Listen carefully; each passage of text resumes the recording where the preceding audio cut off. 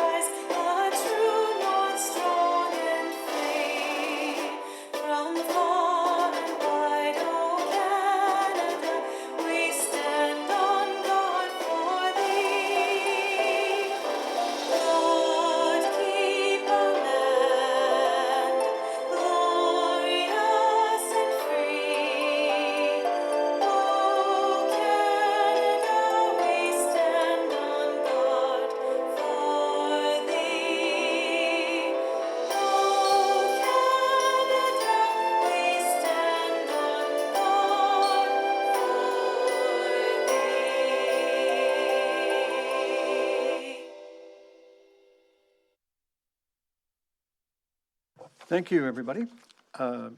210 years ago, Indigenous people here began welcoming settlers from all over the British Empire. Soon, they were helping slaves escaping from the United States to settle here too. Today, our Indigenous founding partners are still here enjoying this land with us. They fish and camp under their Treaty 22 rights. Indigenous people and their thousands also live with us as neighbors and friends. Our Indigenous white and Black settlers created a community with an attractive degree of harmony and prosperity. In 1857, Ontario gave official recognition of Oakville as a town. At Town Hall 160 years later, we fly the flag of the Mississaugas of the Credit beside the flags of Oakville, Ontario, and Canada. We fly these flags together to acknowledge where we come from. People from all over the world are attracted to the livability that we have created here. We offer newcomers a warm spirit of welcome. We offer everyone our founding story so that everyone knows what we are part of. We feel sorrow and distress for acts of racism and intolerance suffered across Canada and here at home. We want our future to be equitable and inclusive for all. The path of truth and reconciliation can unite us. Please keep well, stay safe, and let us on Council know of any chance to be helpful to you and yours. Please also let us know anytime you can help to increase Oakville's harmony, prosperity, and livability. Council, with those introductory remarks, I don't think we have any regrets for this meeting. Oh yes, we have regrets from Councillor O'Meara. And I think the rest of us are here now. Are there any declarations of pecuniary interest? Madam Clerk, there don't appear to be any. Council, the first matter before you is the confirmation or correction, depending on your tastes, of the minutes of the previous council meetings as listed in the agenda. Councillor Knoll is moving approval as presented, and Councillor Longo has seconded. Is there any objection to the motion? Madam Clerk, there's no objection. The motion carries. Council, we have two public presentations at this meeting. The first is a proclamation in respect of Bullying Elimination Week, and which is September 20th to 26th, and this is the proximate council meeting. We won't have a council meeting before then, so we're going to do that now. And then we'll have a presentation by the Mayor's Youth Council, who'd like you to get to know them. And so they have a slideshow and a brief presentation I'll introduce in just a second. The proclamation reads, for September 20th to 26th of 2021, whereas the town of Oakville is committed to fostering an environment where there's respect for yourself, respect for others, and responsibility for your actions.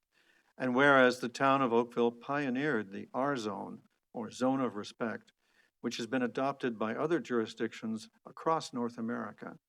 And whereas the town of Oakville promotes a positive, safe, and supportive environment for all individuals. And whereas hate has no place in our community and bullying of any kind is not tolerated. And whereas Oakville Town Council has called on other organizations in the community to adopt similar policies, I therefore now proclaim that September 20th to 26th will be Bullying Elimination Week in the town of Oakville. Thank you, everybody.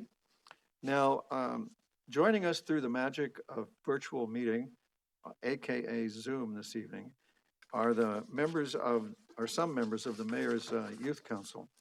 And the Youth Council coordinators are Jillian Miller, Borna Najafi, and Afra Kadri, Sahara Quadri, Nouran Atia, Shirley Wang,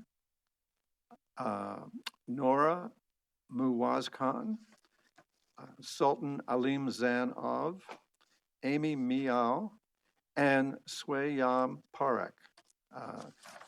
Youth Council, welcome. I don't know when the clerks are going to make you visible, but I hope it's soon. And when they do, you have the Zoom. Madam Clerk?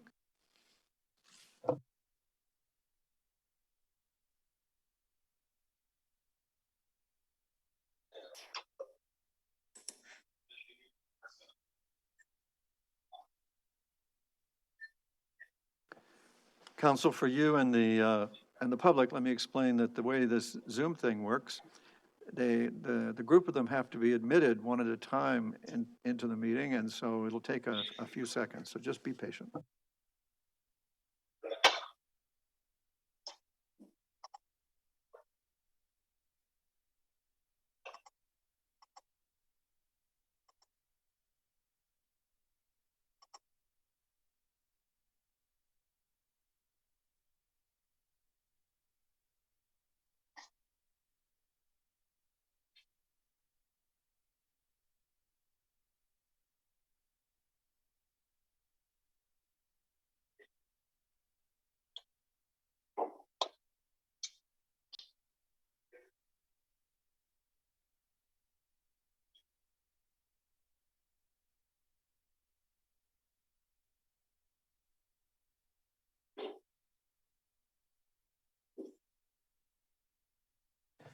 All right, Youth Council, you're all able to speak, and Jillian and Borna, are you starting off? It's over to you. Yes, we are. I was just trying to see if I can turn my video on, but it's not allowing me to. Your slideshow is. There we go. There you go. All right, there we go. Okay, hello everyone. So for those of you who don't know, my name is Jillian, and I am one of two Youth Council coordinators for the Mayor's Youth Council. And hi everyone, my name is Borna, and I'm the other youth coordinator. So we just wanted to start off by thanking Town Council for making time for the Youth Council today to present some policies that they have been developing over the past year. Last summer, Borna and I were talking, and we came to realize that the town did not and has never actually had a youth council. So we were well aware through our involvement in the political community that the town has consistently supported youth voices in council. However, we know how difficult it can be at first to learn about the political process and, how to get involved, how to prepare policy resolutions and reports, how to find the connections to meet with individuals within the town who are experts in certain areas and subjects. And this is why we wanted to give youth a platform within our community so that they can easily access it in order to have a safe environment where they can learn about these things and use these acquired skills to formulate their ideas and now present to you today. So thank you once again to Mayor Burton for supporting this youth council and making sure that they have the very best resources at their disposal. Thanks, Jillian. So from the beginning, the group of youth we assembled had two core issues that they were constantly passionate about. First one was climate change, and the second one was diversity and inclusion. We spent the first several weeks examining multiple great resolutions the town has already supported, such as declaring a climate emergency, the endorsement of the Halton Equity, Diversity Inclusion Charter, the support of inclusive learning environments, and the anti-racism resolution, which was passed by the region. Throughout this year, we have also met with many supportive individuals within the town who are aware of the town's strategies on these two issues, which gave our council a chance to see what is already being done and where there is room for new ideas. So now I would like to turn it over to the first subgroup, which is a diversity group, to speak about their ideas. Thank you.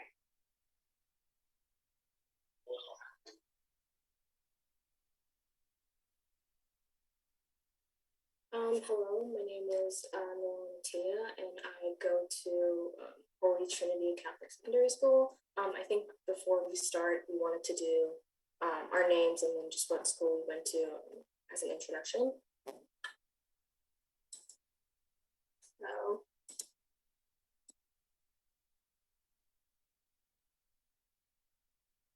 So, hello, my name is Zahar Khadri, and I just graduated from Abbey Park High School. Hi, my name is Shirley, and I'm from Oakville Trafalgar High School. Hello, my name is Afra Kadri, and I just graduated from Oakville Trafalgar High School.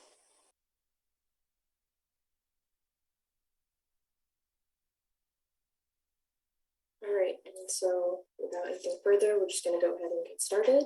We're from, as was already mentioned, the Mayor's Youth Council, the Diversity and Anti-Racism Group, and we're just going to get started. So, racism and discrimination has been a growing concern that continues to plague our community. Despite being a diverse Canadian town, racism in Oakville is an issue that has yet to be overcome. Members of our community have reported instances of hate-fueled discriminatory crimes and have felt there has not been enough and productive and sufficient enough response addressing their concerns. People also often do not know where or how to access the type of information that provides them with the necessary resources when dealing with these situations. This in turn may create a sense of distrust and disconnect from town residents who are particularly affected. An example of this would be the recent graffiti incident at White Oak Secondary School. As abhorrent as this occurrence was, I know I speak for a lot of students of color when I say that this incident did not come as a shock. As youth, we see these types of incidents at school firsthand, and it has become an increasingly growing concern, especially during the pandemic. However, we fear these instances will inevitably translate beyond the school setting and into the wider Oakville community. Our goal is to provide the members of our town with knowledge and support so that we may establish a greater sense of belonging within the community and help the affected feel their voices are being heard. So we are here today to present our ideas to help remedy some of these issues.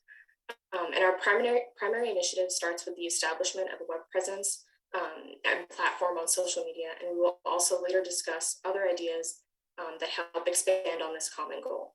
So next slide, please.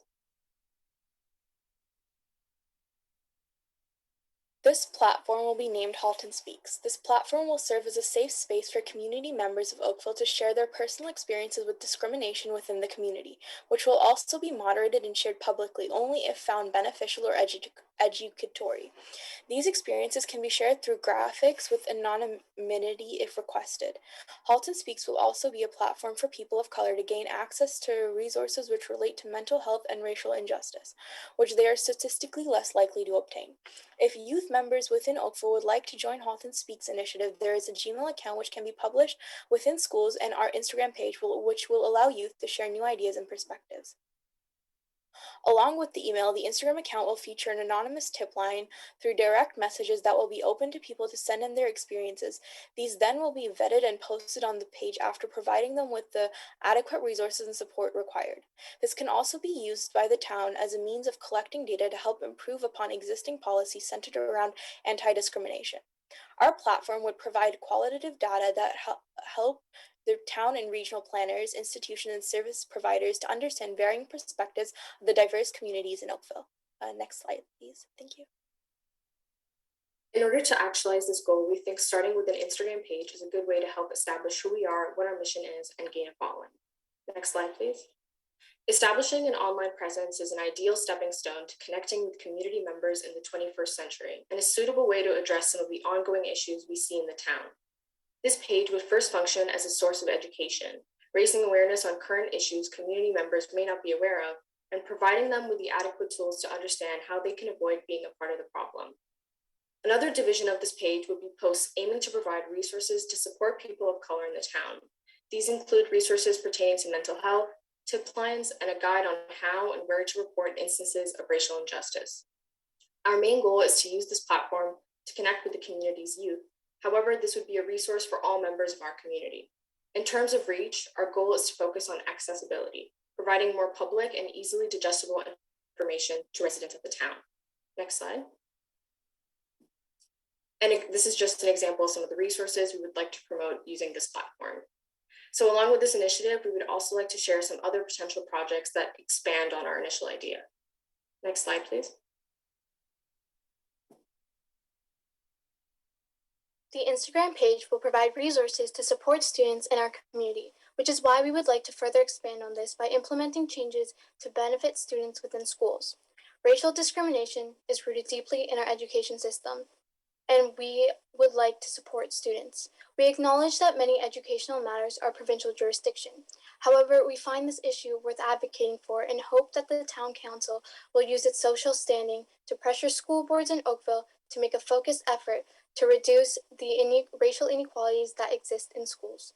We want to encourage schools to put greater emphasis on mental health and enhance social support for students of color in schools. On many accounts, students have identified areas of concern in regards to student-student and student-staff interactions when discussing topics of race, ethnicity, citizenship, and religion. Thus, we want the formation of an education program that teaches and informs students and community members of their rights regarding discrimination. We also want to add more inclusive material to the already existing curriculum so that it reflects the diverse makeup of Oakville and so that students of color feel their histories are included and valued as well. To make Oakville more inclusive for students in the greater community, we encourage schools to hold youth-led cultural events where Oakville residents can come together to teach and share their different cultures with their community. Next slide, please. In terms of social services, our first goal is to collaborate with community organizations. Halton Equity Roundtable is a community collective of institutions committed to building systematic inclusion and equity in Halton. As such, we hope, with the help of the town, to partner with this organization to create and share strategic plans, like those we are presenting this meeting, and reach as many residents of the town as possible. Our second goal is regarding employment and workplace environment in the town. We understand this is more of a federal jurisdiction, but we would really appreciate receiving support from the town. With that said, we hope to provide businesses educational resources to build a safer place for POC at work. These resources include education on appropriate workplace language and behavior towards employees and customers of different ethnicities and races. Last but not least, we want to enhance accessibility to recreational facilities for people of color in particular. To do so, we believe it's crucial to consult with target groups to find out what information or services they need. This not only allows residents to use the facilities to maximum, but also is a way to celebrate the town's diversity. Next slide, please.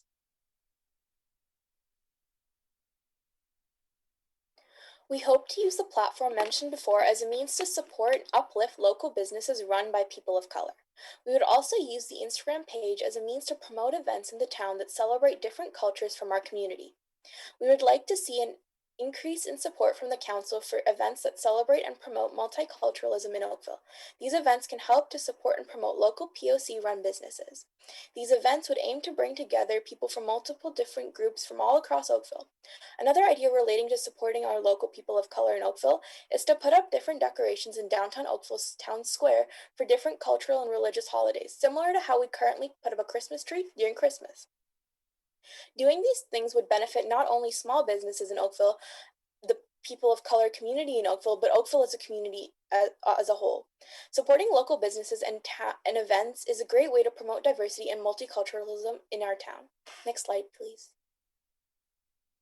In essence, we would like to create a framework for better understanding how these issues of racism that occur in Oakville affect members of our community, particularly people of color and members of minority groups. We want to allow youth and adults in Oakville to have a safe and accessible space to share their input in various aspects of Oakville's policies and actions. This Instagram page will be run and supported by the Mayor's Youth Council, not the town of Oakville itself, but it would be greatly appreciated if the town council and individual council members could help promote the page by reposting, sharing, and talking about our Instagram page on their official social media sites. These initiatives aim to understand the socioeconomic diversity within the community and how it shapes people's perspective on living in Oakville. In particular, a glimpse into the privilege many Oakville residents hold when comparing the experiences of BIPOC residents in Oakville. We want to help provide all residents of Oakville with an easily accessible platform to receive information, support, and validation. This initiative aims to bring the community together in a way that celebrates every member of our community, regardless of their racial, ethnic, or cultural background. We would like to aim to create an Oakville environment free from the type of experiences we have had and move forward with a more educated, understanding, and unified community. Thank you so much.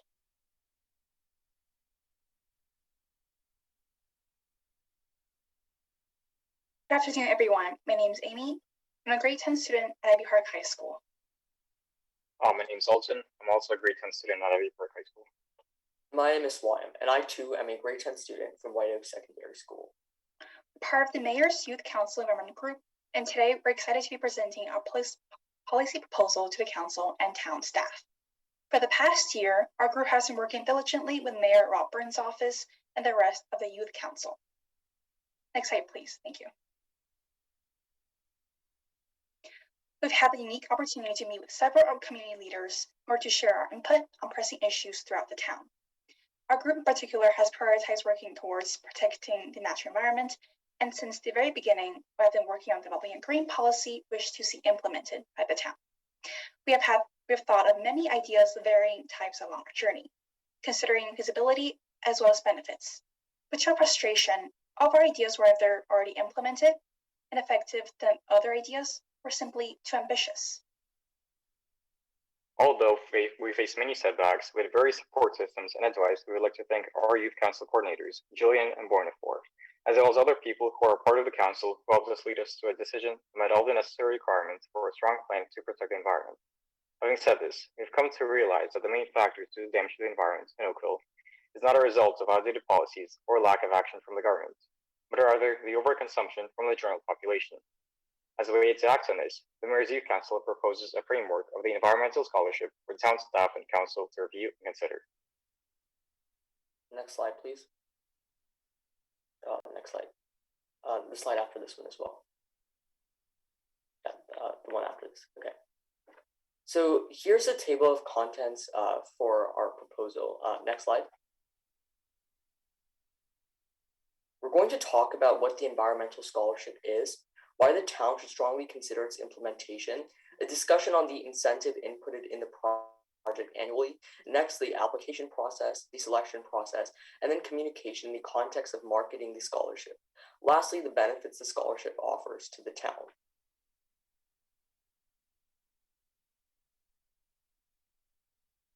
So what is our proposed environment scholarship? To begin, the Mayor's Youth Council's environmental group would like to welcome the support and advice from council and town staff in developing the proposal and exploring various opportunities for youth. The Environment Scholarship is a not town-sponsored monetary award for the environment achievement actions of the graduating high school students of Oakville Secondary School. Next, please. Thank you. The main idea behind the Environment Scholarship is to encourage the youth of Oakville to protect the environment of the region, as well as to recognize outstanding youth for all their endeavors to protect the environment. The idea of the scholarship has been discussed among youth council members in a positive light, and has received encouragement from the mayor, as well as many of our peers. Next slide, please. Thank you. Yeah, sorry, next, please. Thank you. In terms of amount, as we are in an introductory phase, I want to pitch this idea. We're fully open to suggestion to cater the budget plans, welcome council and town staff support and advice in this matter to create an incentive that is fair and caters to all parties' needs. Next slide, please. Thank you. Process. The specific process of the application and selection of the winners of the scholarship is not yet set in stone. However, we have come up with an example of how it could potentially work. All those interested in applying for the environmental scholarship will be able to find a form on the official website of the town, oakville.ca, around the month of January each year. Next, point. The applicants will be required to submit their names, contact information, address, postal code, and other necessary information of that nature. Next point.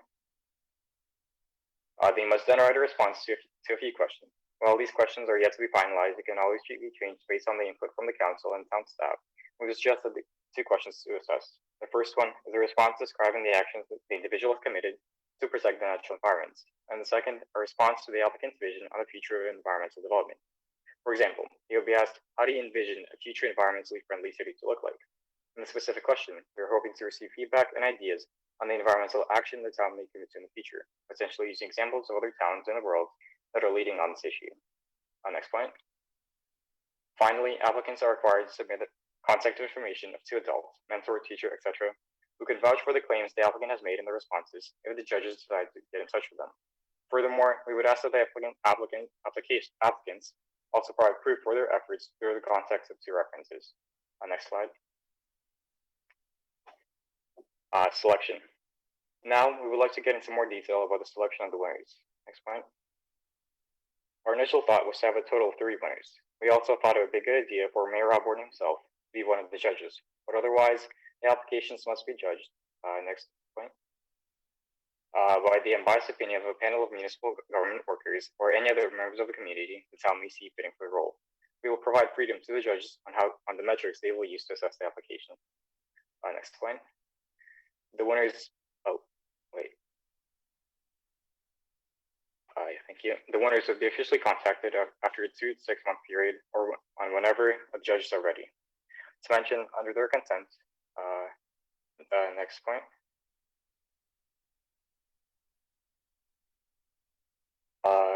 Next one. Thank you. To mention, under their consent, the winning graduates article will be posted on Oakville's website to recognize the graduates, but to also motivate more students to be inspired and take initiative to contribute to making a greener environment. Next slide, please. Next point. So, to be effective, the existence of the scholarship must be well known. Therefore, we ask that the news of the existence of the monetary incentive be advertised via oakville.ca, town-regulated social media accounts such as the Town of Oakville and Oakville Youth on Instagram, as well as similar channels on Facebook, Twitter, and other platforms to spread the news in a cost-effective and efficient way that's going to target the intended audience, which is being youth and parents. Next point, please.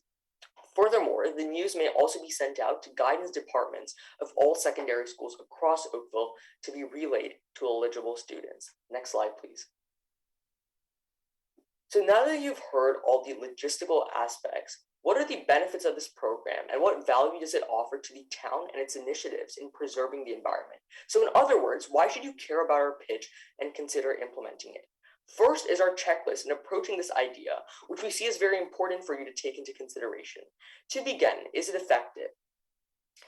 We believe that yes, the scholarship is effective because it encourages youth to become a catalyst for change and provides them a platform to share their achievements. Moreover, after the town has declared a climate emergency, a scholarship can be effective in attaining the goals associated with it, something that will be discussed later. Next, is it feasible? Yes, because it does not require massive amounts of investments in infrastructure or other areas that climate change related projects often require investments in, it's much more simpler than other projects that have previously been pitched. The simplicity ensures that it's practical and easy to organize and maintain for years to come. The idea is also unprecedented in most cases. And finally, it includes a very important demographic in the climate change discussion and provides a platform as will be elaborated on. Next few points. Just go like a few more, next slide. Okay, so now taking a deeper dive into the benefits of such a project, next point. Firstly, the incentive to be agreed upon is bound to create a relatively high interest among the students, next point.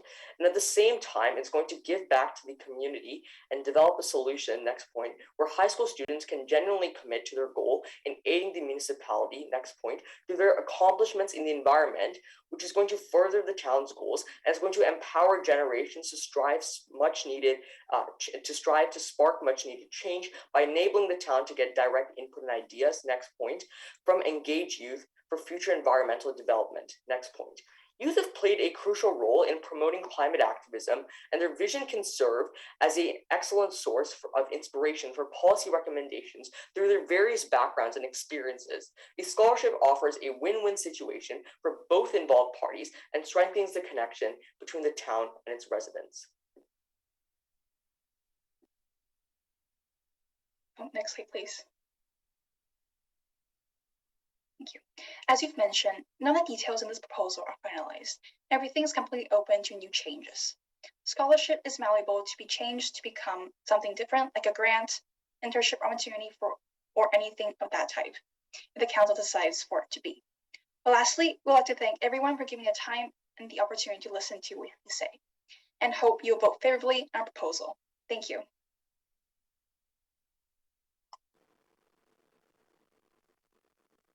Thank you so much, everyone. Just before we move forward, I just want to give a shout out to Noor Mawaz Khan.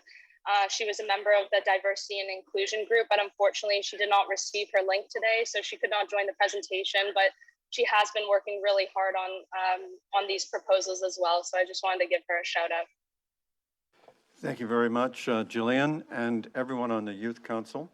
I'm sure that you've given Council plenty to think about. Council, do you have any questions for the Youth Council? Councillor Robertson? Hi, I have a couple questions. One, first, thank you for everything. That was a great presentation. As a former high school teacher, I'm so impressed with what you have come up with and how well you presented yourself today. My first question has to do with your at Halton Speaks. Why is it at Halton Speaks versus at Oakville Speaks if you're representing Oakville? I'll hand it over to Zahara to answer that question. Initially, we were looking towards doing it for all of Halton, but then we realized we wanted to single out Oakville, and we believe that the username for at Oakville Speaks might be gone, so we'll be working on fixing that, hopefully in the future. Thank you for pointing that out. Okay, so that may not be the actual name when it gets finalized. Is that what you're saying? Yeah, I think so. We still have to discuss that. Thank you. Okay, great, thanks. And my second one goes to the actual proposal for the scholarship. Is that something that will come before our budget? Is that what you're proposing? It will come up for budget discussions? So it would be coming from the town in terms of paying for that scholarship? Councillor? I'll hand it over to Sultan.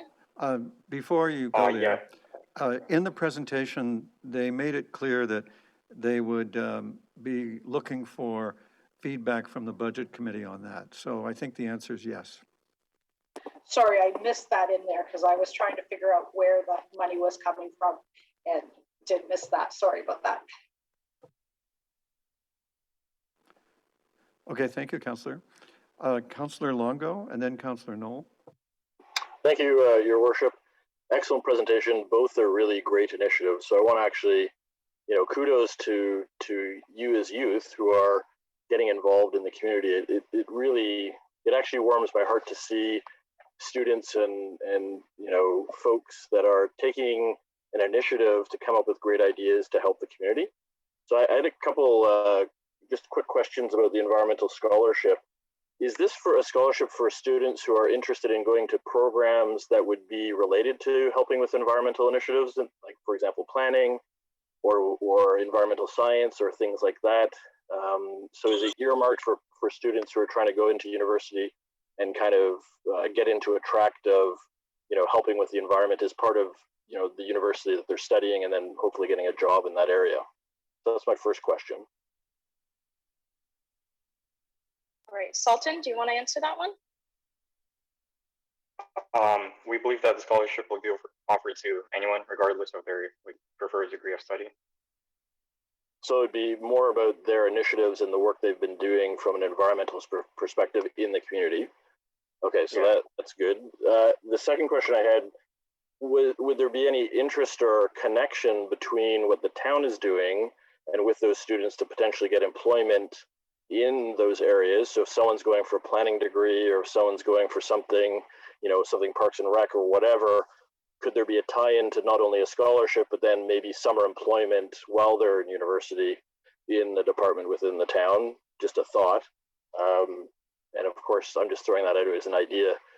Council hasn't discussed any of that, but as kind of a thought to just now applying some of the stuff they may be learning. I see the mayor smiling, so that's a good sign.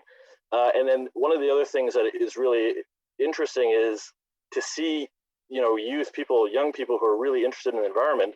A lot of what we're seeing with climate change is about trying to get people who live in the community, so the people who have businesses or the people who live in the community, to actually take action themselves. So I think this is a real important step for people to see. It's actually the people, the leaders of tomorrow, and you're actually showing leadership right now, the leaders of tomorrow actually taking action and trying to do something better for the community and get other people trying to do the same thing. So I think both initiatives are excellent. And I think, I commend you for coming forward with them. So anyway, those are my couple of my thoughts.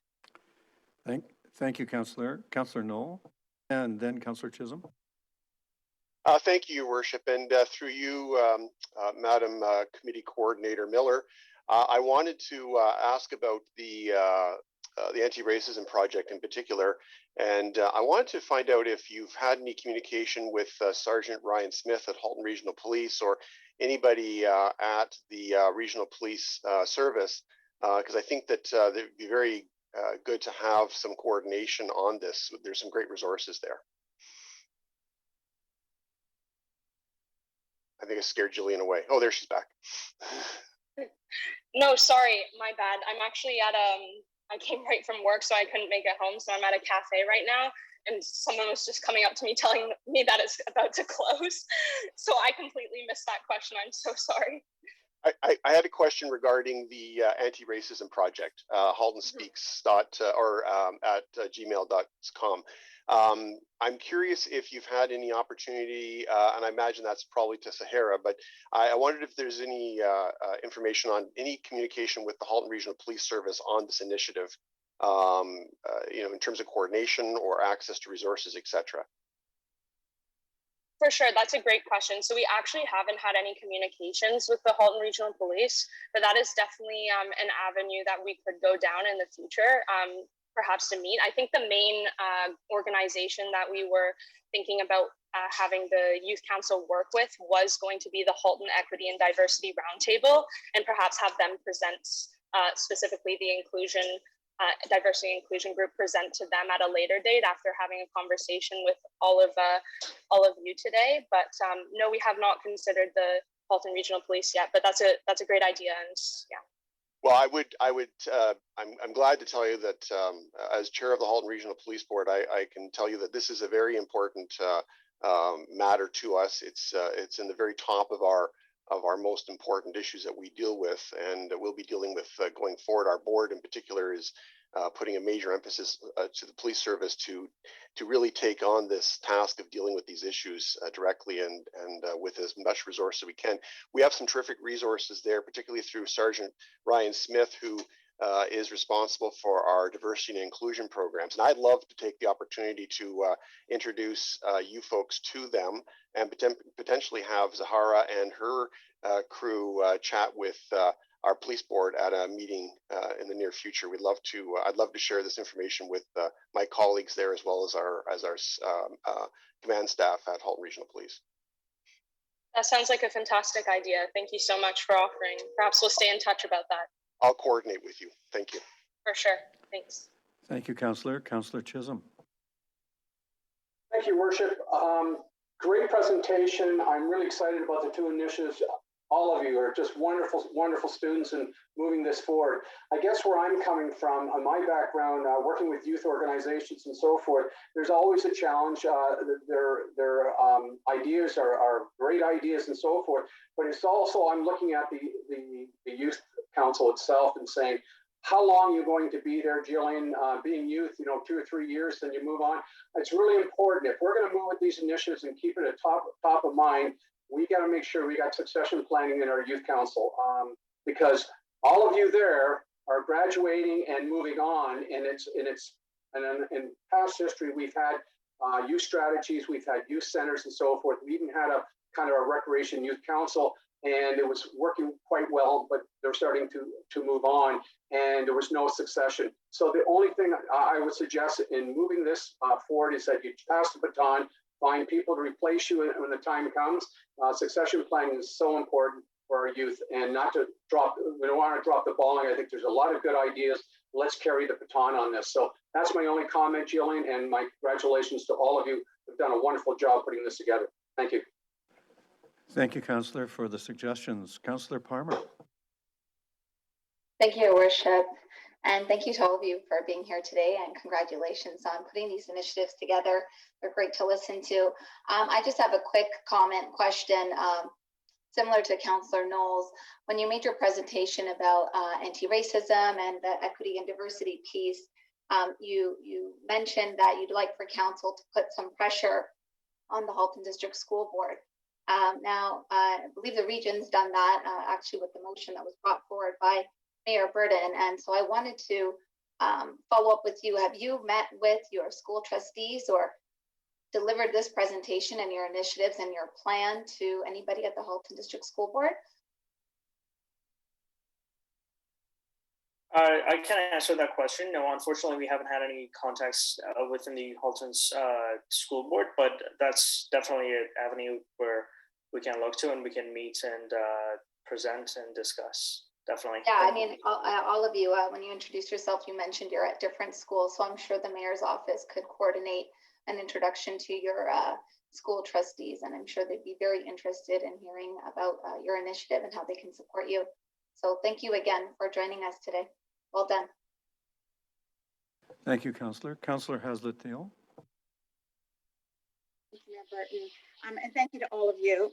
Thanks for the time and energy you've put into the process so far. And I echo my colleagues' comments about it's important to keep moving it forward and to not lose sight of the sustainability of your group for the long term. I have a couple questions. One related to just from an environmental perspective. Did you have conversations with Oakville Green or Halton Environmental Network in terms of their work with youth and a youth scholarship idea? I can start and then pass it on to Sultan if there is anything else, but we haven't had any, our only discussions have been within the town of Oakville with the groups that exist within the Halton region and the town. But no, we have not contacted the HAN network, but that's definitely also something that we can do moving forward. Okay. Well, thank you for considering that idea, because they are a tremendous resource and do a great amount with youth in this area. And hearing their perspective may round out your ideas a bit more. So I'd encourage that. My other comment is just in terms of Halton Speaks. So a wonderful concept, and one watch out that I would hope that as you're formulating the idea more, you'll consider is the moderating of the site. It is very easy for people to take a wonderful, encouraging, educational post and turn ugly. And the spirit of what you want to achieve really requires, in my mind, a moderator who really appreciates and can elevate and encourage a positivity, a connection. I think that's all of what your goal is. I worry at times, and I'm sure you've experienced it based on what you've described to us, how ugly things can get and how inappropriate. And so supporting you to ensure you have that is something I think the town should consider as well. Thank you, Councillor. Councillor Duddick. Sorry, couldn't unmute there. Thank you, Your Worship. I wonder, and I don't know if it was mentioned earlier, so forgive me, but is there a chance we can get a copy of the presentation sent electronically to the various councillors so we can have it in the event that, as they had mentioned at the onset, promoting various aspects of their initiatives? Yes, Councillor, we'll certainly do that. All right. Thank you, Council, very much for your time and your interest in the presentation from the Youth Council. Youth Council, thank you very much for a very good first outing with council. I hope you're encouraged enough to come back. Thank you for having us. You're very welcome. Thank you very much. Council, could we get a mover and seconder to resolve into committee of the whole? Councillor Chisholm is the mover and Councillor Grant is the seconder. Any objection to the motion? Madam Clerk, there being none, that carries. Council, we have on our agenda 3 public consent items and 1 confidential consent item. Is there interest in moving those? Councillor Chisholm, thank you. Is there any objection to that motion? Madam Clerk, there's no objection. The 4 consent items as listed are carried.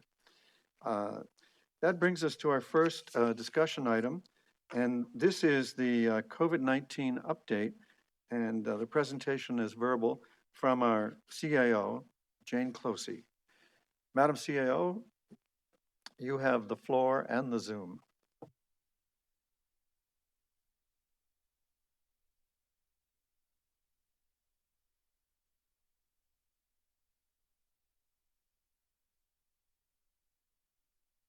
Presentation from the Youth Council that I had forgotten that I was next on the agenda. So sorry for my tardiness in getting up here. So I was going to provide you quite a short update actually on the COVID-19 pandemic that we've been experiencing for quite some time now. If I could have the next slide.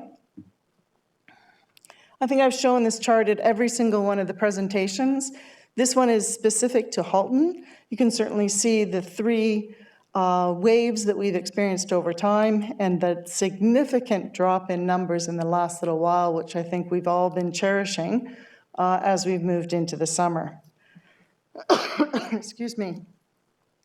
The Delta variant, though, unfortunately, is having an impact in Ontario, and it is the predominant strain for both Ontario as well as in Halton. The variant is more transmissible and can be quite significant symptoms for those that are unvaccinated. But for those that are vaccinated, it's my understanding the symptoms are quite a bit less, although none of us are immune to the COVID-19 as we move along. In fact, some have actually coined the pandemic as the pandemic of this wave of the pandemic as the pandemic of the unvaccinated. We are, though, seeing, when we look to other countries, we are seeing, though, that the impact on the hospital rates has not been level to the number of people that have been sick. So certainly that's an indication that the symptoms are not as significant when we have such high vaccination rates. But over the last couple of days, actually the last 4 days, we've had cases that are over 300, which is a little concerning. So we all need to be careful as we move forward and keep to those health indications, those health regulations. But on a positive note, travel is beginning again. This was the first day where U.S. citizens could travel into Canada. So I'm sure, particularly Niagara is quite excited about seeing visitors come again, as well as up into Toronto and the areas within Halton. If I could have the next slide. As you know, we're in the step 3 of the roadmap to reopen. We've been here for over 21 days now, and the province will announce moving into the next step. So as of yesterday, if you look at the numbers of vaccinations, we've had about 82% of the population vaccinated with their first dose and 73 with their second dose. In Halton, we have very similar numbers, but it is worthy to note that the Halton numbers do not include the vaccinations that happen in the pharmacies. So in some respects, Halton is probably a little bit higher than the province as a whole. And if we can move to the next slide. The province has put out updated orders.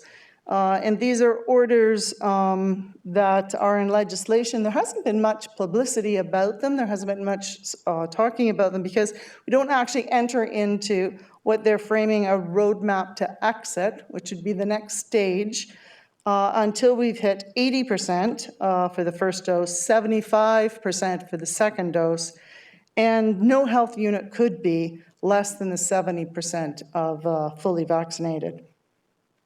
But under this roadmap to exit, whenever we move into that stage of it, there will be less restrictions taking place. For example, I think the more significant ones are the restrictions around capacity, distance separation, congregation limits will be removed as we move into that next stage. But masks in indoor locations still are being required. In terms of our town services, it won't really have much of an impact. Most of our services are open. There are, I think, only 3 other services that open under the order, which are related to mostly the cannabis industry. And so we move into a much more open environment where the capacity numbers within our own town services can actually increase so that we can serve more residents in terms of our programming that we have. You will see on the agenda, the next item on your agenda, as we've been moving along with the positive numbers coming through, we have put together an interim recovery action plan that had gone to the recovery committee. The action plan really is very much an action of the things that we're going to do in the next short while, because we're still not out of the pandemic, but we are moving in that direction. So there are some interim steps that we can take and should be taking fairly soon. And so that recovery plan really looks at several focuses in 5 key areas: restoring our community vibrancy, supporting our local businesses, keeping our community safe, our corporation resilient as we go forward, and preserving our strong financial health. So in that report, there are various actions under each one of those key focus areas. I would note that in terms of the town services, one of the actions is to have return to in-person council meetings. We are making some renovations so that we're looking to a September timeframe of having that up and available. We are also looking at town hall in terms of what we can have open. So we will look at having some of the meeting rooms out at the front a little open, but I would note that we're transitioning this through. So for example, with the council chambers, we may start with just council members and senior management team and later consider the public, and perhaps even continue some of the hybrid abilities so that people from the public could either call in and virtually provide their input to council, or they could personally be here. So we'll be working through those options and reporting to you as we move through that recovery plan. And if I can go to the next slide. Last week, the province did provide a lot of information around the back to school plan, which is a great sign. It's if the kids can get back to school, life returns a little more to normal. And so that's exactly where we're headed, with masks, of course, being mandatory. So in September, normalcy to many households will come back again, hopefully. There is still the option of remote that's allowed within that. But they have now put out their back to school plans. And so in the last slide, I would be happy to answer any questions that you may have. Thank you, Madam CAO. Council, Councillor Adams has his hand up. You're first, Councillor Adams. Thanks very much for the presentation. I just have 2 questions which are kind of related. The first is, has there been any discussion about mandatory vaccines for employees, or mandatory vaccines for particular sets of employees, either in emergency services or elsewhere? We have had quite a bit of discussion at our emergency control group. This is certainly something we've been watching as each various provinces really have moved out to require the certification. I think that the approach to this is still evolving. We are following it along to see whether or not we should be moving to that step. I think some of the concerns are we certainly don't have the ability to, there's been talk about a passport, that's not available, they haven't yet finalized that. So just the mechanics of making something work like that, we're still reviewing. So I think at this point in time, we're having discussions, we're watching it to see what may happen, and as things evolve, we can then evaluate if it's the best thing for our employees or other town facilities we may have. Okay, so there's some discussion going on behind the scenes about what that might look like. The other related question is, are we prepared to enact or use vaccine passports to access town services if and when the province creates a framework for their use? So I think that's a good indication. We're waiting for, the federal government has certainly indicated a lot of support for this. The provincial government has not. I do think we need some legislative framework in order to be able to work it through. I know Doug is on. There are certainly some Charter of Rights issues that need to be worked through. So I think this is evolving, trying to understand where the passport is going, what abilities we have as a municipality to restrict access to services. While others have moved there, we're waiting to see how effective those pieces are. Well, we're also waiting for the documentation to really understand what do you need to provide when you walk into a facility.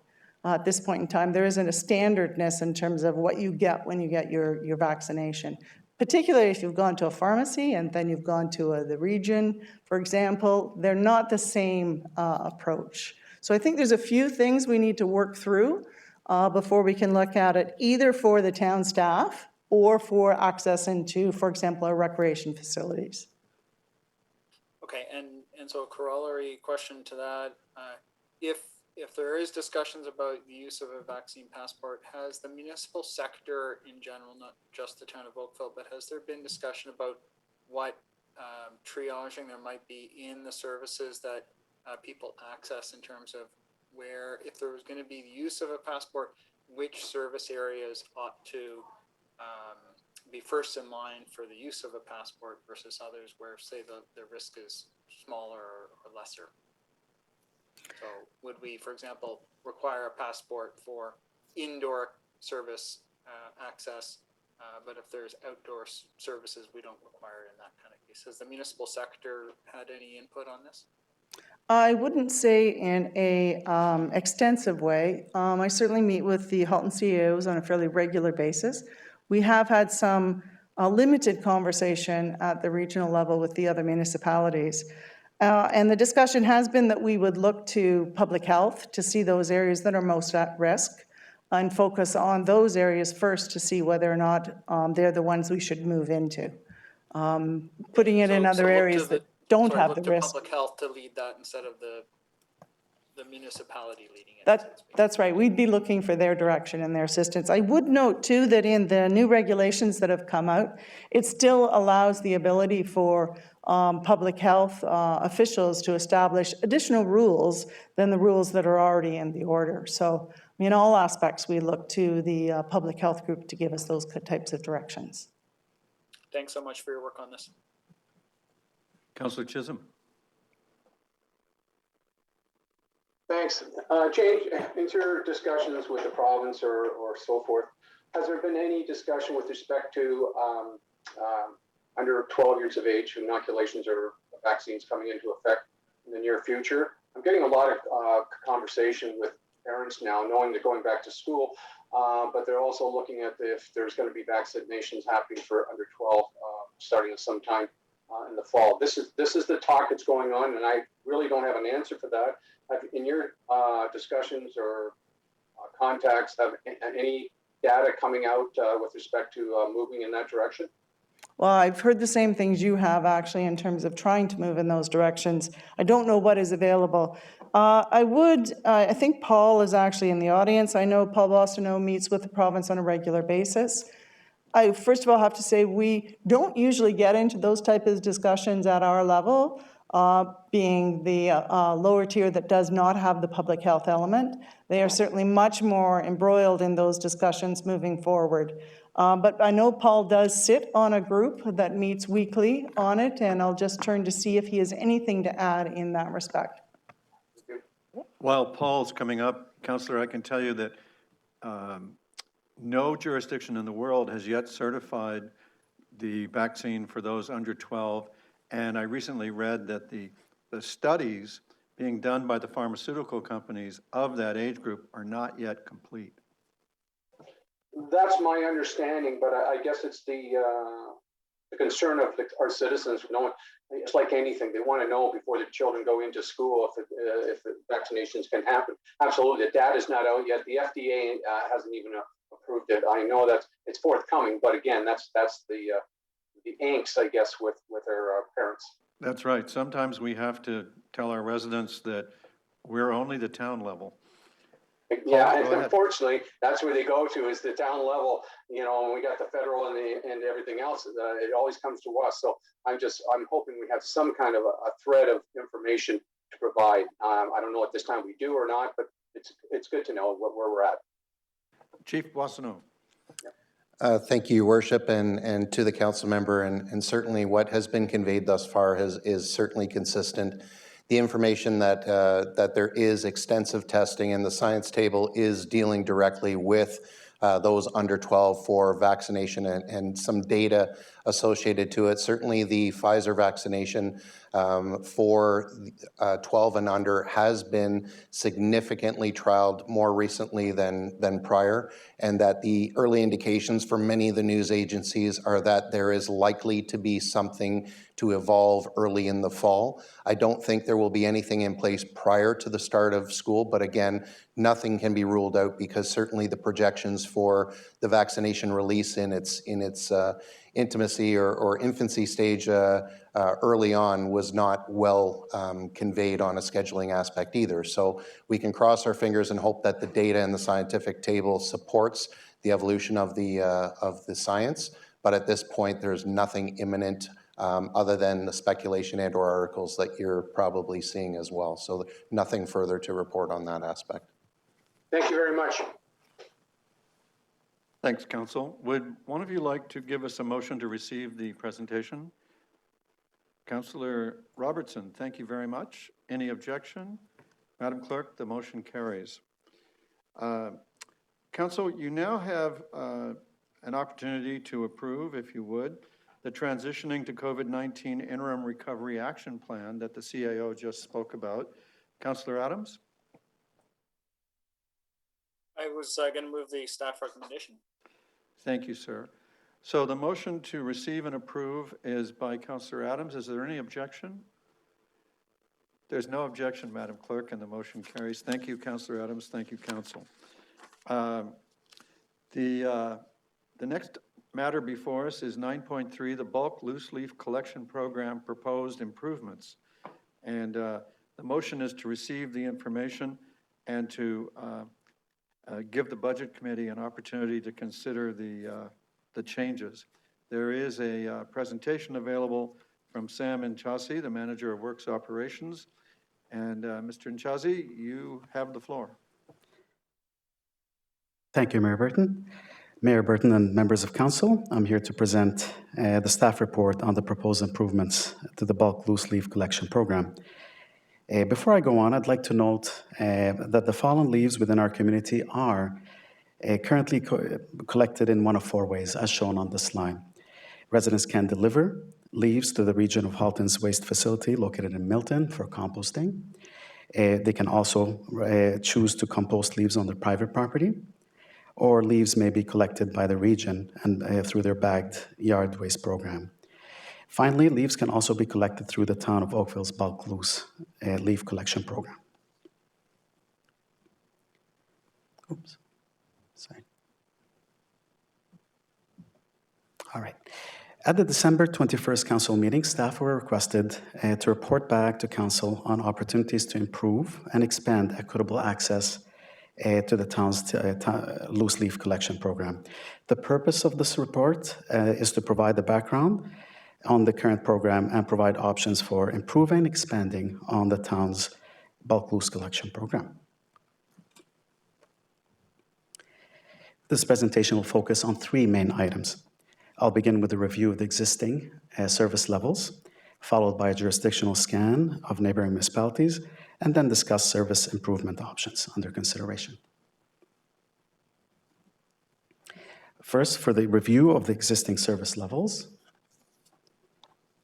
the town's loose leaf collection program provides leaf pickup services to select areas where the volume of leaves or fallen leaves is high and exceed the residents' ability to rely on other collection methods explained earlier. You may have seen previous iterations of this map with the current zones receiving collection service. There are currently 8 zones, highlighted in blue with canopy cover that is generally 60 years or older. These currently receive 3 collections or more. The areas highlighted in red on your screen are the 3 zones with tree canopy of 25 years or older, and they currently receive 1 service pass. The bulk loose leaf collection program currently provides a 6-week fall collection program beginning mid-October, ending on the end of November. We collect approximately 4,000 tons of leaves through the fall program through a combination of town forces and contract services. The bulk loose leaf collection program currently provides a 2-week spring collection in the areas highlighted in red. The town crews collect up to 100 tons of leaves in the spring. Next, for a scan of other municipalities and how Oakville compares. A jurisdictional scan of neighboring municipalities was conducted. This table on the slide is a comparison of the town's loose leaf practices along with other municipalities. As you can see, Oakville is not alone in providing the bulk loose leaf collection service, but we are, however, the only municipality to offer a spring collection program. Some municipalities offer community-wide services, while others offer a targeted or a more focused service based on need. Oakville does have a slightly higher frequency of service in the more mature areas, 3 collection visits versus 1 or 2 in some cases. Our service level review considered a where, when, and how approach in identifying opportunities for service improvement and expansion that focuses on equitable access to the bulk loose leaf collection program.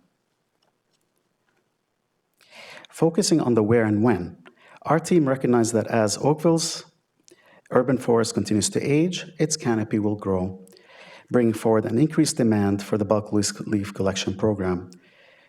We also recognize that town has a large diversity of tree species contributing to the variability of the leaf drop-off times.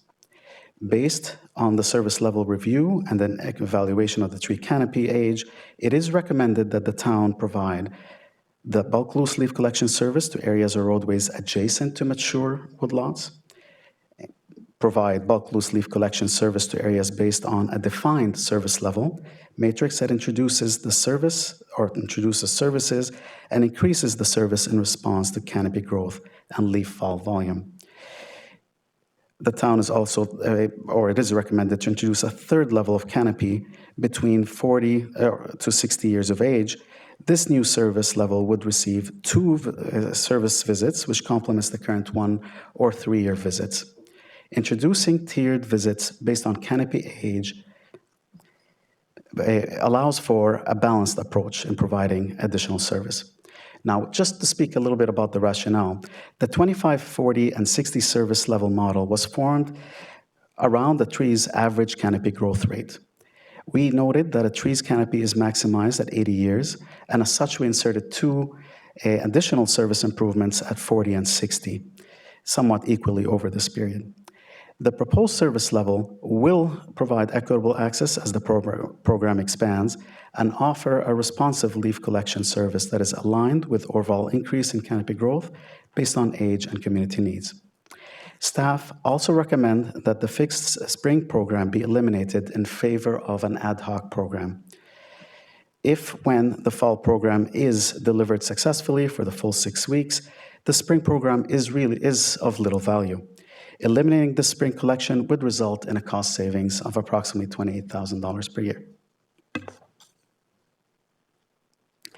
Through the service level review, our team identified locations and streets abutting mature woodlots that are currently outside the existing service areas.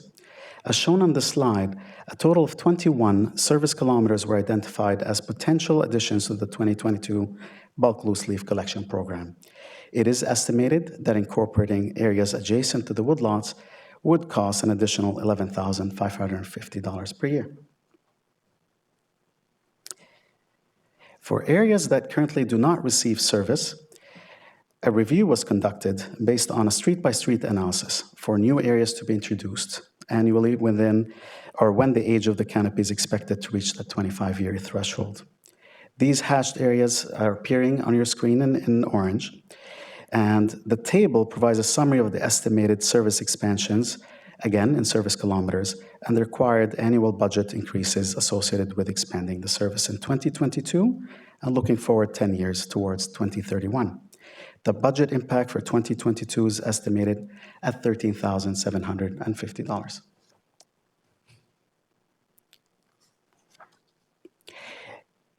Expanding the service frequency at 40 and 60 years allows the program to properly respond to the increase in leaf volume and related increase in service demand. This tiered level of service provides an equitable program that is driven by service demand.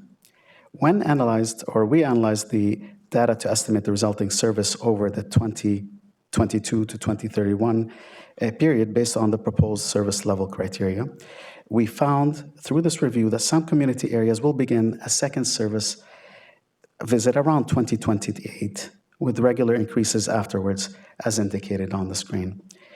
This table identifies the expected service level increases by year and the annual operating budget increases to support this level of service. Now, through conversations with Council, there is suggestions that there is demand for service improvements now, rather than at 40 and 60 years. To respond to this need, Council can consider to initiate a second pass earlier at year 34 and a third pass at year 50. Expanding the service could allow the program to properly respond again to the increase in leaf volume and related increase in service demand. Through the service level review, our team also focused on the how. Will climate change impact the leaf collection schedule, and how we can better inform our Oakville residents of our service delivery. The literature review of climate change impact on the senescence, which is the dying of leaves, does not suggest any appreciable increase or lag in leaf drop-off times.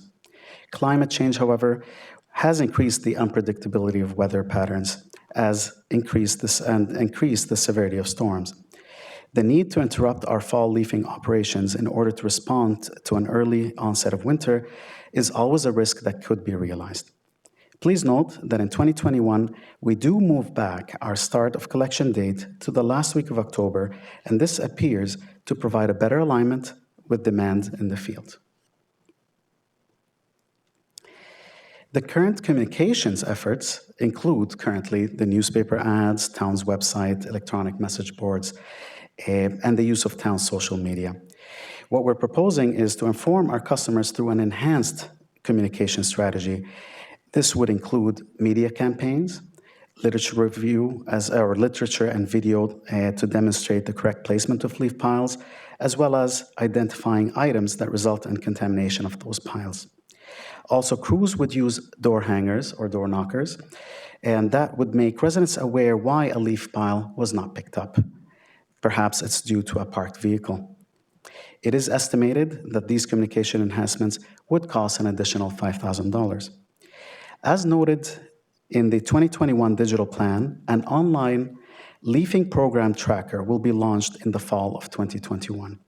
This will provide a very similar service to what our snowplow tracker currently gives our residents access to regular updates, and it will be specific to the bulk loose leaf collection program in all our zones. A summary of the proposed improvement options is outlined on the slide, and it includes proposed service level changes based on a new fall bulk loose leaf service model that increases service with canopy age. This also includes the addition of fall service when areas of streets are 25 years, and the addition of fall service to areas adjacent to mature woodlots, and an enhanced service level or enhanced services at 40 and 60 years, or 34 and 50 years as per Council's decision. The summary also includes the move to an ad hoc spring collection that will be conducted on an as-needed basis, and improvements to marketing and communication would be implemented. The potential 2022 bulk loose leaf collection program service areas, as originally proposed in the report, are on the slide. The required modifications to the 2022 budget includes the elimination of the spring pickup program, which aids in offsetting the costs with the increases in the proposed. These improvement options do result in an overall increase of $2,300 in the 2022 operating budget if all the options are selected. Moving forward, the estimated annual budget increases are modest in nature until the year 2028, when we do expect that further several level or service level increases will occur at that time. On this slide, the alternate proposed improvement options are outlined, and these are per Appendix F in the memo that was attached. Based on the response to advance the second service pass to years 34, this will result in an overall increase of $22,800 to the 2022 operating budget, and again, if all the options are selected. The adoption the staff recommendations are outlined on the slide, and the adoption or approval of all proposed service improvement enhancements, including the adoptions of a defined service level standard, has financial impact or budget implications and is recommended for referral to the 2022 Budget Committee for consideration. Thank you, Mayor Burton and members of council for listening to this presentation, and I'm happy to respond to any questions. Thank you very much, Mr. Manager of Works Operations. Let's see how many questions you generated. Oh, it's a forest. I hope they don't drop leaves. We're going to start with Councillor Grant, and then Councillor Giddings, then Councillor Chisholm, and then Councillor Hazlitt-Thiel. Thank you, through you, Mr. Mayor. Actually, I have no questions except just to say thank you for this report. A surprisingly controversial issue. You certainly found a good path down the middle where we've got some good compromises, I think, and I certainly look forward to seeing how this progresses through the question period as we continue. But if it makes it through, I will be happy to move the whole thing when we get there. My apologies. I just missed the question. It was not coming through very clearly. Councillor, perhaps if you could get closer to a microphone. I thought I was close to a microphone. No question. Oh, no questions. Thank you, Councillor. I was just saying thank you very much for such a good report that walked down the middle of a controversial issue. Perfect. Thank you very much, Councillor Grant. Councillor Giddings. Thank you, Mr. Mayor. Through you, Sam, thank you for the presentation. Is it fair to say that your efforts are so incredibly weather dependent? Through you, Mayor Burton. At this point, as per the recommendations in the report, we do, even with weather sort of interruptions and our winter sort of interrupting the service, we're still currently able to complete within 6 weeks. How it impacts, we do allow, because of the start and end of October or mid-October to end of November, we do have that sort of 1 week that we can go ahead and extend if there is interruptions into the first week of December. So for the most part, if weather is minor interruptions, we're still able to complete the program. And this is why we have sort of made a recommendation with respect to an ad hoc spring program. For the most part, and looking back through the years, we've been able to complete the program, especially last year, within the 6 weeks allocated. And in previous years, if we had to go in a week more, it was still possible, or even to come back at a later point when the weather has some breaks. Yeah, I think last year was impeccable. The trees cooperated, the weather cooperated, and everything went incredibly smoothly. Your crews were able to get it done very quickly and effectively. The year before was somewhat more difficult. We had an early snow, we had ice. Your team ended up having front-end loaders out scraping up sodden messes. So I just wanted to point out part of the communication efforts will include the effects of weather I take it? Through you, Mary Burton, yes, it will. The enhanced communication strategy will include discussions on winter interruptions, and how can residents of Oakville help us to make sure we complete the program on time. Items like parked cars, if we can sort of put that in there to kind of describe what efforts will help us complete this in time. All right, thank you. And Councillor Janet and I had discussions with your area a couple of months ago. And speaking of parked cars, one of our concerns in all of the BIA areas are where you have residents' homes adjacent to shopping areas, and they tend to attract people that may not be living there as they seek out parking to visit the parks and the shopping areas. Is there any way of providing clear roads for your crews so that they don't have to go back 2 or 3 or 8 times when you've got a lot of vehicles on the roadways in these areas? And through you, Mayor Burton, it is difficult to coordinate even putting up signs to kind of advise because of the sheer size of the program and where we have to go out to different zones. Like I said, we use town and contracted crews. We do our best to make sure that we are, once the service starts, that we continue until it's complete. That's why you'll see that we've had sometimes more than just 3 visits in South Oakville. So we'll do our best to continue. We make sure that we can start much earlier, just because it is a very noisy operation. And we just want to make sure at the end that we do have that enhanced communication strategy to get our residents sort of to understand that these are the issues that do slow us down. The door knockers, which I mentioned, will also help, because that's how we can advise residents that we were not able to complete that pickup. All right. Looking forward to you sharing that information with councillors so we can get it out to our channels as well. And last question or comment, I appreciate the efforts that are going to undergo with our friends at the region to see if we can alternate leaf pickup bulk versus bagged. Just provide another way of getting the leaves off the street quicker. Thank you, Mr. Mayor. Thank you very much, Councillor. Councillor Chisholm.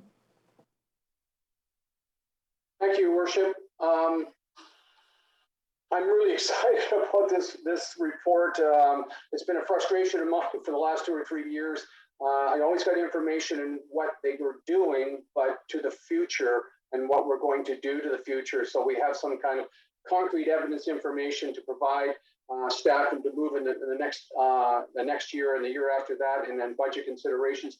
It's a well-documented report, and congratulations to the staff for all their input and their expertise. I had an opportunity to defer this report at the last council meeting and had an opportunity to meet with the staff on this, and I was very impressed with the background information and the professional attitude of staff and how we're dealing with this. And it's fluid. It's not 100%. 2 years ago, I would say it was probably the credibility, maybe 60% out of 100%. I feel now about 90% out of 100% comfortable with the report and what we're doing. We had some specific discussions on areas that require probably a little earlier second pickup, and they're in agreement with that, and it's in the report. I fully confirm that second pickup location based on the years of Glen Abbey, and it's in the Glen Abbey area, and it's probably the first development to happen in Glen Abbey way back when Genstar were the developers in there. So we do have that ability to approve it in principle tonight, but also has to go to Budget Committee for consideration. So I would be happy to move the report, Your Worship, and that's all my comments at this point in time. Oh, by the way, one other thing, if I'm, Councillor Gidding indicated, if I'm not mistaken, the report, the region has expanded their pickup by 2 weeks, haven't they? Is that question? I mean, is that correct? Through you, Mayor Burton, yes, that is correct. Thank you. Thank you, Councillor Chisholm. Councillor Haslett-Deal, and then Councillor Robertson. Thank you, Mayor Burton. Thank you, Sam and Darnell, for the report. I have two areas that I just like you to let me know if this has been considered. One is when we do have a snowstorm that comes in the midst of it. In the past, what's happened is that the zone that was to get pickup gets bumped to the end of the line, and yet the bags were ready. But the snowstorm hits, and there's some frustration about why are you not restarting the leaf pickup where you left off when the snowstorm started. So I wondered if there's been any discussion about restarting where you left off versus saying, sorry, your week got snowed out, we'll be back to you in 3 or 4. Again, through you, Mayor Burton. I do need to look back into this a little bit. I do believe that we do our best to continue where we left off, but given that it's a 6-week and very tight schedule, there are town crews that are proceeding potentially to pick those up. And at the same time, we would go back and clean up as our, typically at week, I would say 3 to 6 is when our contract service have started. So there is potential and synergies we can do to be able to improve, but I do need to get back on this one item just to see what past practices have been. Thanks, Sam. I'd appreciate that. My other question is just around the mature woodlots. So you didn't circle some mature woodlots that are in areas that have more than 2 pickups. Is that because, well, it'll all be covered off through the multiple pickups? Through you, Mayor Burton, yes, I do believe that for those locations we've shared, those are the ones that are typically within that, that are not currently being considered. So they're getting 1 pickup. So we would be able to capture most of them. And I think for some locations in North Oakville, for instance, it's not as, I think the latest was, I read, I think it was, it'll be 2037 that we start collecting for those residential areas. So we're just identifying the mature woodlots at this stage so that we can make sure that we do capture them. And as the community ages and the areas mature, we'll catch up and we'll follow the full service level that we've shared with you. Right. So my last question, and again, you may have to go back and look. In Clearview, one of the woodlots was added at the end last year, I believe, just because of the volume of leaves that fell in the neighborhood in and around the woodlot. I'm not suggesting change what you've recommended, et cetera. I'm saying, could you just explore if that was just, will we have that option again if that occurs, or for your consideration? Through you, Mayor Burton, yes, we can do that. We can look into it and investigate. Thanks very much. And again, I concur. It's a very comprehensive report. We appreciate it. All right, Councillor Robertson. Thank you for everything, Sam. There's a couple questions I would like to ask. One is in terms of communication for rebuilds in mature communities, because often we get construction crews and all of the workers lining streets with 2 or 3 houses being built. And that continues the whole 6 weeks that you'd be collecting. So can we figure out a way of how we deal with that on streets that have multiple rebuilds happening? And through you, Mayor Burton, I believe that that is very similar to with our our winter controls and winter operations. When that does happen, we typically do engage, our colleagues to advise our development or those developers to kind of make sure they're aware of our operation, and at the same time that they are not going to inhibit with excessive parked vehicles. So we can definitely look at that communication strategy and make sure that there is very specific language to address this. Great, thank you. I know on a street like mine, that's definitely both with snow and leaves, you get the same thing. My other one goes to the 3 times. So we have the section that has 3 times, and that's more than other municipalities have. So can you clarify why we have 3 times? Because I happen to live in a ward where we get half of the ward with 3 times, no, 3/4 of the ward with 3 times, but we get a section that has been consistently crying in Lakeshore Woods to be added. And how do I explain to them why they get 0 still and why we get 3 times in other sections? And is it just because of the volume of leaves being too much to do in 2? Again, through you, Mayor Burton, I think in this particular case, what we're trying to do is define that level of service. That's how we can communicate, to residents in your ward or in your zones. The key here is to kind of say that we've looked at the assumption that being the tree and the canopy age is really what's going to govern the collections. The 3 service pickups that currently are taking place are really for mature areas, and you can see them from 1 to 8, zones 1 to 8, and that is very co-located all in the south of Oakville. It's the areas that are A, B, and C, those are the ones that are going to be a bit more difficult. That's why we're trying to enhance a more equitable sort of service delivery model, and that's what we're trying to show. But in your response or your question, I think we have to look at a little bit more detail. And what the report suggests is that we will do a more, as the areas mature, we will be looking at this on an annual basis to make some revisions to capture.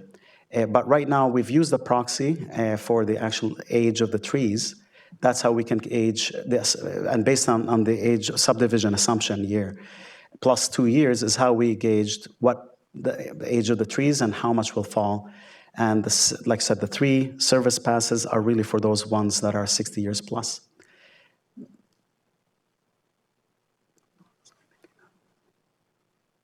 Councillor Robertson, we can no longer hear you. Sorry. Why do we not do just 2 in those very mature areas? Okay. Through you, Mayor Burton, I understand the question a bit better. I believe that, yes, it is quite a bit of foliage that does fall in those areas. It's very tough to do, I think, within 2 service pickups. But really depends. I mean, we've looked at efficiencies, we looked at operational constraints. You have to think of the entire operation and how it's actually unfolding. So it does make sense for us to be able to capture it within 3. And wherever we don't need to, we don't go back to these, we'll just pass through. So it's really what's being pushed by the residents onto the curb that we're trying to pick up in a timely manner. Great, thanks. That answers that very well. Thank you very much for all your support. Thank you, Council. The motion indicated in the agenda has been moved by Councillor Chisholm. And Councillor Chisholm, I'll just check with you that your hand is up accidentally or otherwise. No, just a comment, Your Worship, and congratulations to staff on doing all this work. Let's don't lose sight of the region with the bags. They've extended their program, and I know we have this service and we provide it as best we can and under the circumstances, but the guarantee is, rake it up and put it in the bag. You're going to get it picked up for sure. Even if we bypass it, we're not there. We've done the pickup. There's still that opportunity to still have your leaves picked up. So I just don't want the whole on the shoulders of the town and saying, well, we missed this because this, but there is another service provision provided by the region. So I don't want to lose sight of that. Thank you. Thank you, Councillor Chisholm. Thank you also for your motion. Council, is there any objection to Councillor Chisholm's motion? Madam Clerk, I see none, and the motion carries. Thank you, everybody. Our next matter is the gypsy moth mitigation plan. And as before, the indicated motion is to receive the information and to approve some expenditures and to refer others to the Budget Committee. And Jamil Hashimi, who is the Manager of Forestry Services, and Chris Mark, the Director of Parks and Open Space, are here with the presentation and the ability to answer your questions. Jalil, do you want to begin? Yep. Thank you, Your Worship, and thank you, Council. So we do not have a presentation, but we are ready to take any question that members of Council have. Well, look, as a matter of fact, there seemed to be a at least three, Councillor Elgar, Councillor Giddings, and Councillor Adams. Thank you, Mayor Burton. Through you, I'd just like to compliment the town on what they have done with regard to the gypsy moth problem and how they've dealt with it in Oakville. Because I can tell you in other municipalities in Ontario, things are not being done. And there were a lot of trees with absolutely no leaves on them at all in June and July because of the damage done by gypsy moths. So I would be willing, want to move at this point, move the report that we have before us, and thank staff. Thank you, Councillor Elgar. It's always good when somebody helps out with a motion. Councillor Giddings is next. Thank you, Mr. Mayor. I echo Councillor Elgar's comments. This report speaks highly to the importance that we place on our canopy and the efforts of staff. A couple of questions. It talks about the picking of egg masses and so on. Is it possible to, similar to our friends from Works in terms of communicating their leaf pickup, can we offer some information for residents that may be so inclined on their private property to do this?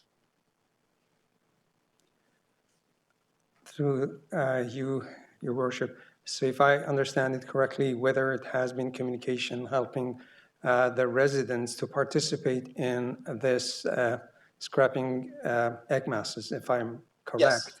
The answer is yes. What we have offered is banding. So we worked closely with residents through the service requests that have been created.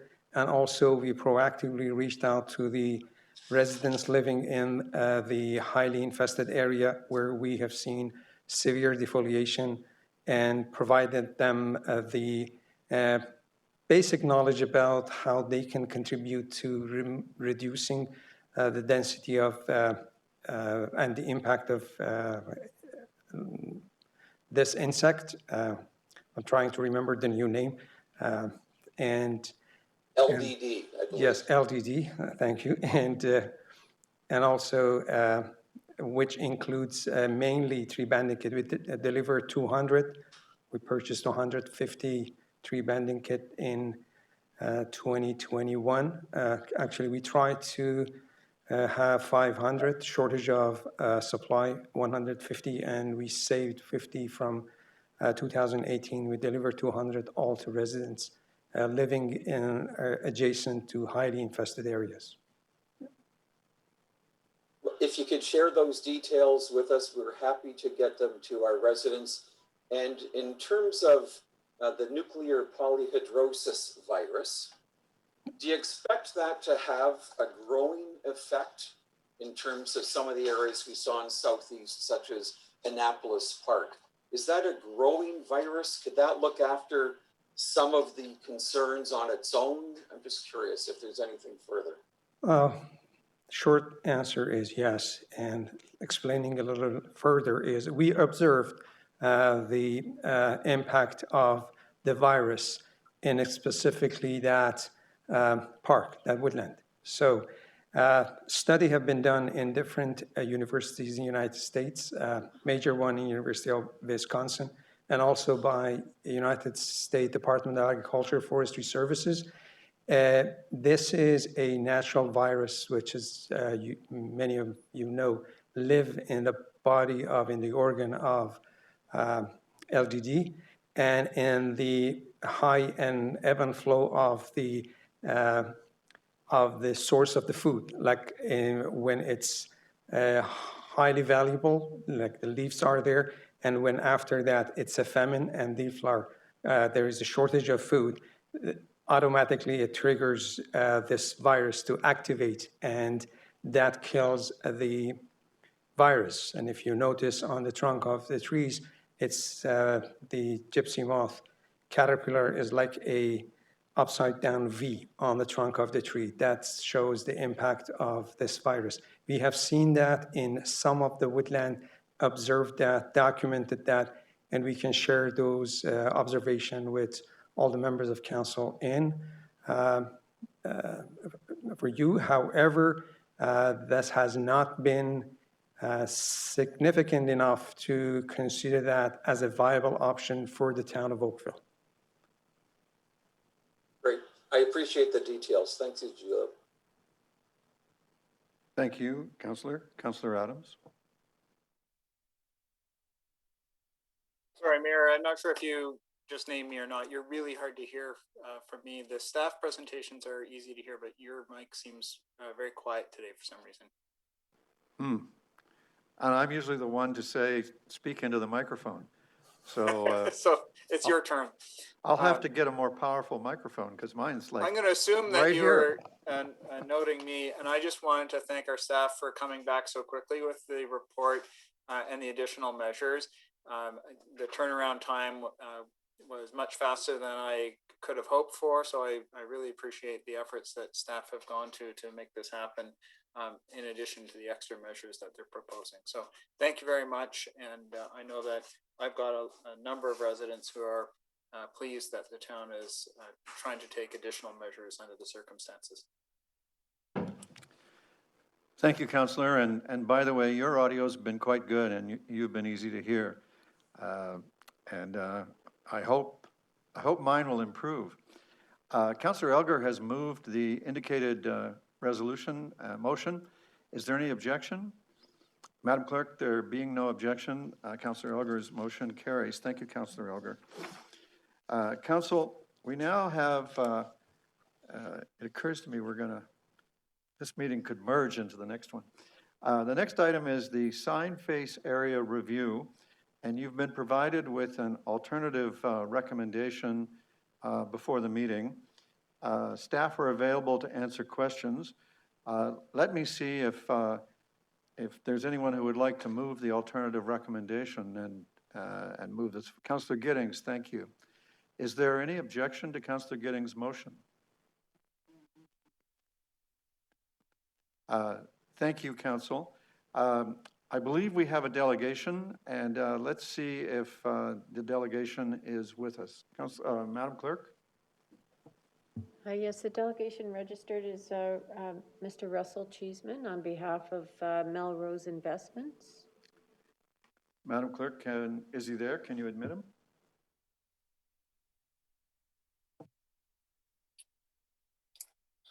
Good afternoon, Your Worship, members of council. My name is Russ Cheeseman. I'm the legal counsel for Melrose Investments, Inc. Obviously a landowner and property developer here in the town of Oakville. We've had a lot of interest in the matter that's before you this evening. We've been at this since November of 2018 in trying to obtain a sign permit for a property at 1435 Cornwall. We went through various processes. We still haven't resolved it yet. It is an interpretation of the bylaw that is causing a problem with respect to the definitions.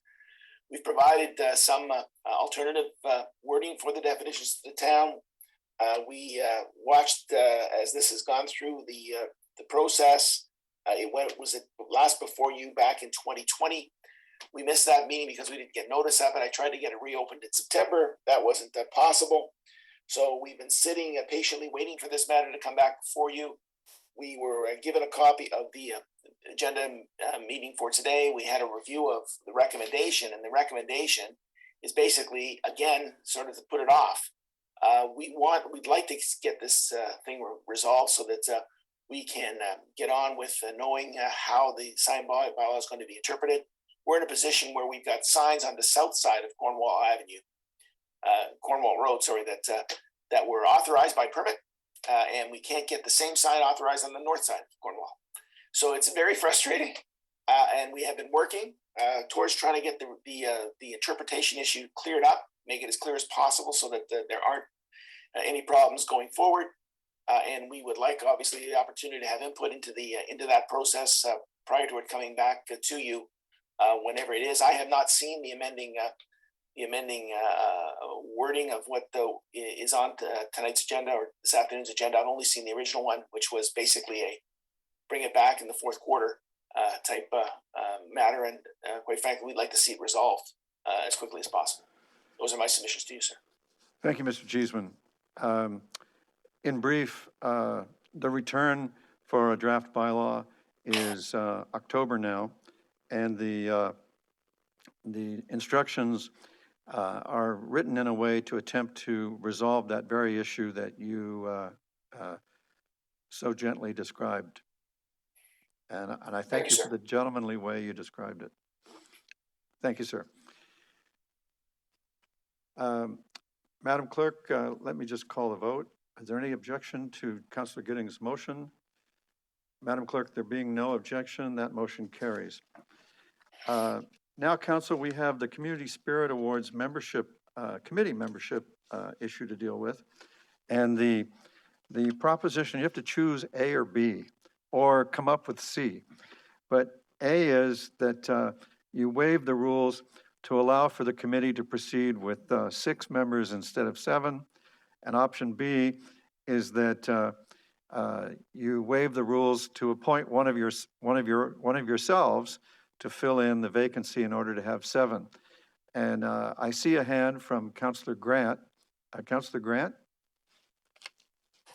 Thank you. There's usually, we can hear me now? We hear you well. Excellent. There's usually not a lot of controversy in choosing people for the Spirit Awards. I don't think we'll need a deciding vote, so I think the 6 members will be fine, which would be then option A, I think would be the where to go. Thank you. I'll take that as a motion. Is there any objection to Councillor Grant's motion? Madam Clerk, there being no objection, Councillor Grant's motion carries. Thank you, Councillor Grant. Council, the next item is the confidential discussion item, the Municipal Access Agreement, Cogeco and Bell proposed final draft. And I'm of the opinion that you could pass this in public if one of you would give me a motion. Councillor Duddeck, thank you. Is there an objection to Councillor Duddeck's motion? There being no objection, that's carried. Thank you very much, Council. Now, a more pleasant opportunity arises. We get to appoint a deputy fire chief. And if I could have a motion, and if it carries, then I can announce the successful candidate. Councillor Knoll, thank you for the motion. Any objection to Councillor Knoll's motion? Madam Clerk, there being none, that carries. And it's my pleasure to say that bylaw 2021-119, a bylaw to appoint Kalpana Rajgopalan, has been passed, and the bylaw 2020-126 has been amended to make this approval in effect. And congratulations to the new deputy chief. Thank you, everybody. We have no advisory committee minutes to occupy us, so it's in order now to have a motion to rise and report to council. Councillor Duddeck, thank you for being so quick off the mark. Any objection to the motion? There being none, that carries, and I rise and report the Committee of the Whole is met and has made recommendations on consent items 7.1, 7.2, and 7.3, and confidential consent item 8.1. Discussion items 9.1, 9.2, 9.3, 9.4, 9.5, and 9.6, and confidential discussion items 10.1 and 10.2, as noted by the clerk. A mover and seconder for the report is in order. Councillor Longo and Councillor Grant, thank you. Is there any objection to the motion? Madam Clerk, there being no objection, the motion carries. Thank you. Council, you have your information items, which have been circulated electronically, and your status of outstanding issues. And that brings us to new business. And under new business, I would like to first propose that we observe a moment of silence in honor of Premier Davis, who passed Sunday morning, and I'm sorry, this morning. And after that, I see a hand from Councillor Haslett-Thiel. And can we come to you after our moment of silence, Councillor? All right. Then our moment of silence begins now.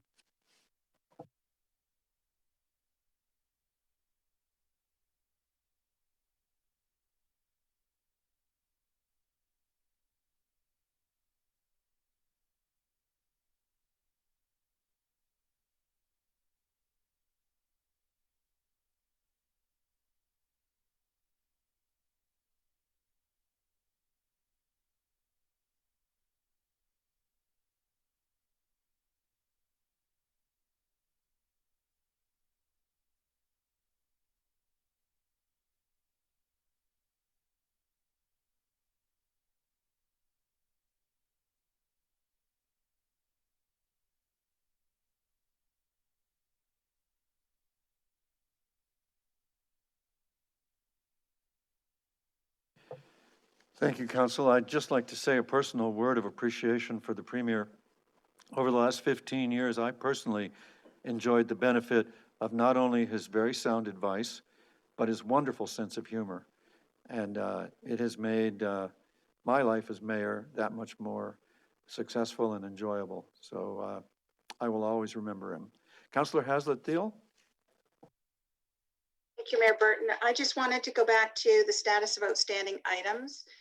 Commissioner Garbe has spoken to me, but in the report, it talks about the definitions for zoning, and the date was agreed that it would be earlier previously, but it's not been corrected in the report. And I just wanted to confirm on the record that it is to be, I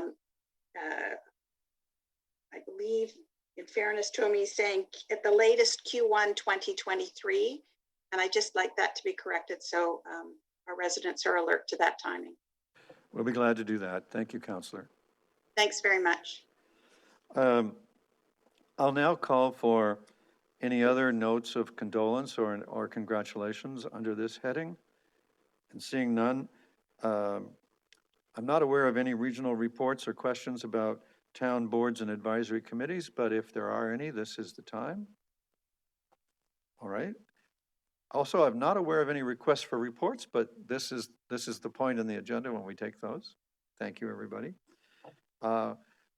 With that means we've reached the point where it's in order for a motion and a second for the consideration and reading of the bylaws. Councillor Elgar and Councillor Giddings, thank you very much. Is there any objection to the motion for the bylaws as listed in the agenda? Madam Clerk, there being none, the motion carries and they are approved.